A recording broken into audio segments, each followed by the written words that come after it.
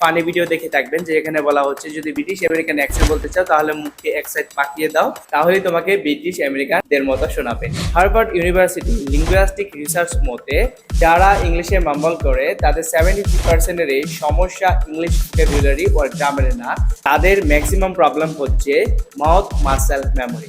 Mouth muscle memory আসলে কি? ধরেন আমরা 20-25 বছর ধরে বাংলা বলে আসছি, ধরেন নেপোলিয়ান কেউ যদি হয়, নেপালের যে ভাষা রয়েছে সেটা বলে আসে, তার মুখের যে মাসেলগুলা ওইভাবেই প্লে করে ওই শব্দগুলো সহজেই উচ্চারণ করতে পারে। এই শব্দগুলো বলতে কিন্তু মাম্বল প্রবলেম হয় না। অন দি আদার হ্যান্ড, যখন আমরা নতুন একটা ল্যাঙ্গুয়েজের কথা বলতে চাই তখন আমাদের মুখ কিন্তু ওই উচ্চারণগুলো সঠিকভাবে করতে পারে না, because we are not use to doing that. So আপনাকে মাসেল এক্সারসাইজ করতে হবে, এটাকে বলা হয় মাউথ জিম এক্সারসাইজ। তো সেটার জন্য আপনাকে কিছু ভোকাব প্র্যাকটিস করতে হবে প্রতিদিন সকালে 5 মিনিট। ফর এক্সাম্পল, বিটার পাটার ব্যাটার, বিটার পাটার ব্যাটার, বিটার পাটার ব্যাটার, বিটার পাটার ব্যাটার। আরেকটা রয়েছে সেটা হচ্ছে Peter paper purple, Peter paper purple, Peter paper purple.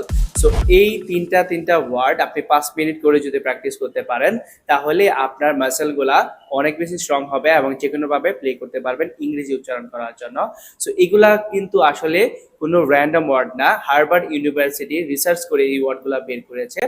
আর নর্মালি এই বিষয়টা রিলেট করতে পারবেন, কারণ অনেক ফানি ভিডিও দেখে থাকবেন যে এখানে বলা হচ্ছে যদি ব্রিটিশ আমেরিকান অ্যাকসেন্ট বলতে চাও তাহলে মুখকে এক সাইড পাকিয়ে দাও, তাহলেই তোমাকে ব্রিটিশ আমেরিকানদের মতো শোনাবে। সো এটা আসলে ঠিক, কারণ হচ্ছে একটু ডিফারেন্টলি উচ্চারণটা করতে হয়, সেজন্য মাসেল এক্সারসাইজগুলো অনেক বেশি ইম্পর্টেন্ট।